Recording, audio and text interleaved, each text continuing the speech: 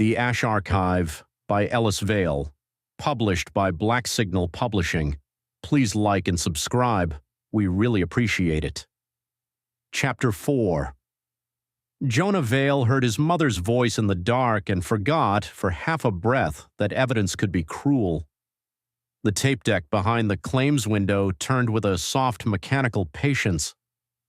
Leona stood somewhere behind him near the gate, tire iron in hand, breathing like a person trying not to let fear become another sound the room could file.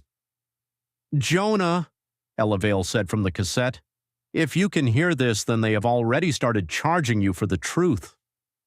The basement remained black except for the receipt glowing faintly on the counter. Fee required, first memory of Ella Vale. Jonah kept his pen pressed against the paper where he had written "witnessed" under protest. Ink bled into the form fibers. The receipt did not reject the words. That was either good or very bad. His mother's recording continued. Mercy Street was not cleared, it was moved. Elena and I signed the joint statement because Gerald Mott promised it would reopen the relocation claims. He said the city needed testimony from someone still inside the bureau. Leona whispered, "Mott." Jonah nodded, though she could not see him. "We gave him names," Ella said. "Inspectors, landlords, contractors, 3 city clerks who changed addresses after the fire." The next morning the statement was gone and the official file said 1 witness recanted. That was me. I did not recant. The tape hissed.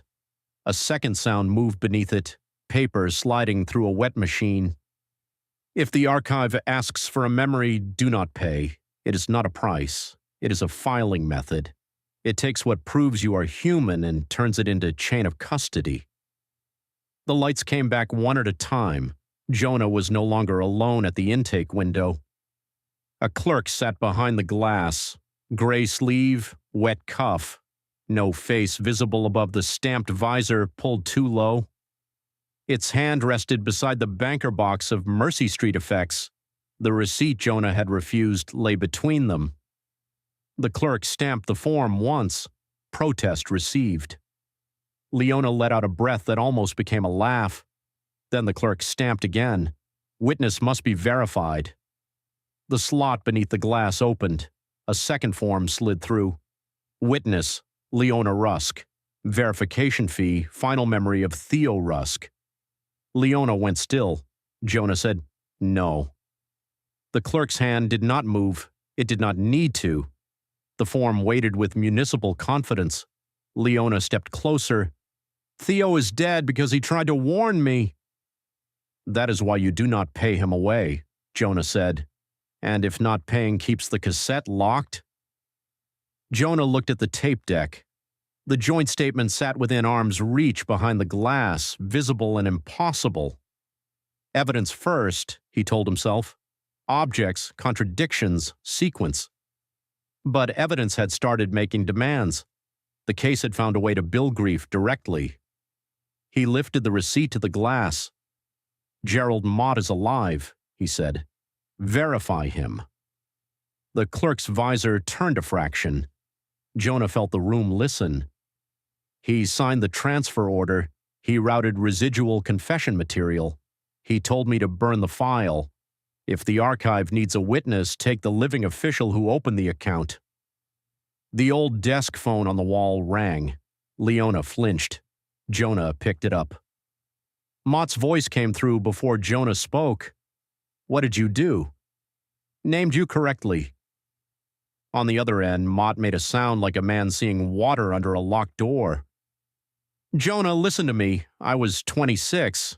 The annex fire was already a settlement disaster. They said Mercy Street would bankrupt the relocation fund." "Who said?" The clerk behind the glass stamped once. "Statement pending." Mott's breathing changed. "Deputy Comptroller Say, Alderman Brill, Harrow Properties. The names will not help if you do not understand the contract." "Then explain it." "The city did not hide the dead. It borrowed from them." Leona whispered an oath. Mott continued, words spilling now because silence had finally become more expensive. Claims expire. Grief does not. Someone found a way to bind unresolved claims to city obligations. Every unpaid relocation, every missing person, every false closure became a credit. The archive balances accounts by collecting memory from whoever opens the file. Jonah looked at the receipt for Leona's final memory of Theo. And you signed Mercy Street into it. I signed a delay order. I thought delay meant money. I did not know delay meant people. Behind the glass, the clerk reached into the banker box and removed the cassette labeled Ellis Vale, Elena Rusk, joint statement. It placed the cassette into the slot. No fee. Jonah took it before the rules changed. The clerk stamped one last receipt. Debt transferred to originating official. On the phone, Mott screamed. It was not theatrical. It was brief, startled, and cut off by a wet tearing sound.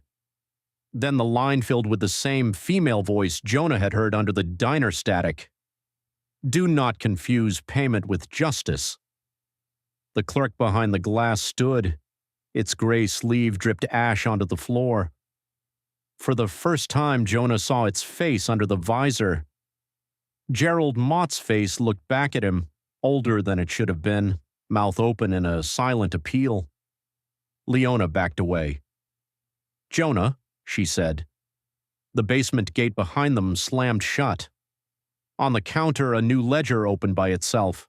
Names appeared in wet black ink.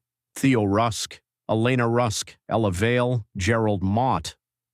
Then Jonah's name, written halfway down the page with a blank line beside it. The column heading read, Collector. Jonah understood the offer then. The archive did not only charge witnesses, it recruited them. Every person who learned enough to root a debt could become part of the machine. He put the joint statement cassette into his coat and picked up the banker box of Mercy Street effects. We are not closing the case, he told Leona. Then how do we get out? Jonah looked at the intake windows, the ledger, the clerk wearing Mott's ruined face. The answer came from his mother's tape, still turning behind the glass. If they make a ledger of the dead, Ella said, read it in public. Above them, morning traffic moved over Mercer Street, alive and impatient. Jonah took the receipt marked protest received and folded it around the cassette. We take it to the diner, he said. Leona stared. The diner? Public place, living witnesses, bad coffee.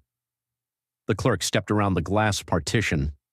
Jonah grabbed Leona's hand and ran for the archive stairs as the ledger pages began turning behind them, faster and faster, looking for a line that could still be made to balance. If you would like to hear the full audiobook, please turn on post notifications and subscribe to the channel.